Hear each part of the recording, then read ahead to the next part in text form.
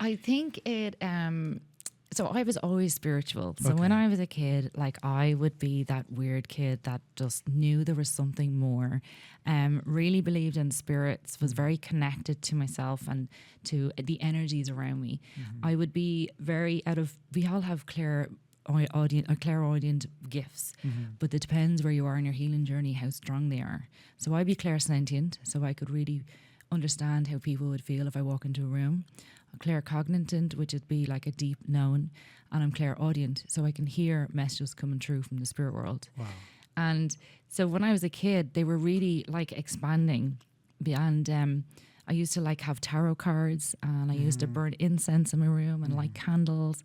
But what happens is most children are really spiritual and connected, but something triggers you to step away from your spiritual side when you're younger, rather than like a childhood trauma, you know, or you're shut down, that you step away from your spiritual side and you have to go into survival mode.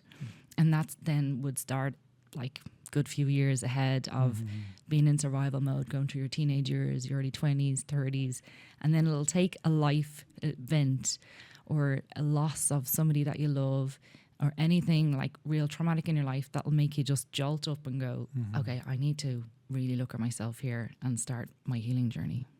But did you have someone that taught you this? Because when I was a child, when people talked about spiritual, I always thought about ghosts, you know. Oh, yeah. Yeah. You know, so I started being afraid to be in dark places, you know.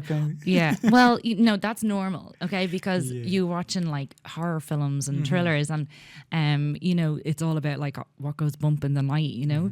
But when you operate from the heart space and you really lean into it, you become aware of your spirit guides and angels that are around you. You have like a whole spiritual team around you, protecting you, guiding you, helping you on the right path, you know. So there's nothing really to be frightened about. When our vibrations are raised and we're in a good space, 100% it's all love and light.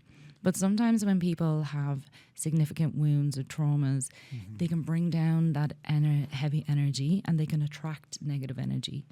And that's when you hear like the scary stuff. Do you know what I mean? Yeah. So it's more about creating a more balance within you between the light and the shadow. And that means then you wouldn't be scared. Yeah. Do you get me? Yeah, I got it. But like when you hear those voices for the first time, don't you feel like scary or like you're curious? Like, it's scary in a sense where they'll only let you have an experience once they know where you are and you're able to handle it, if you get me. But you can either go on your healing journey and really delve into your spiritual side, and then they expand and then they get louder. We all have an inner guidance within us. So say, for example, you're walking down the road and then suddenly just this feeling or this voice goes stop, and next minute a car runs by and you're like, I could have got creamed there, I could have gotten like killed there. That was one of your guardian angels shouting at you to stop. And I think if you spoke to lots of people out there, they would have had something similar throughout their lives of one event where there was a deep knowing that they couldn't do this, or they had to suddenly stop doing what they were doing, and then they realized how like they could have been dangerous. Do you get me? Ó, não sai desse vídeo. Você acabou de assistir um corte do Talkeando Podcast, e para assistir esse episódio completo, o link tá bem na descrição desse vídeo. Ó, e não deixa de se inscrever no nosso canal e compartilhar com seus amigos e familiares. Valeu? Talkeando Podcast.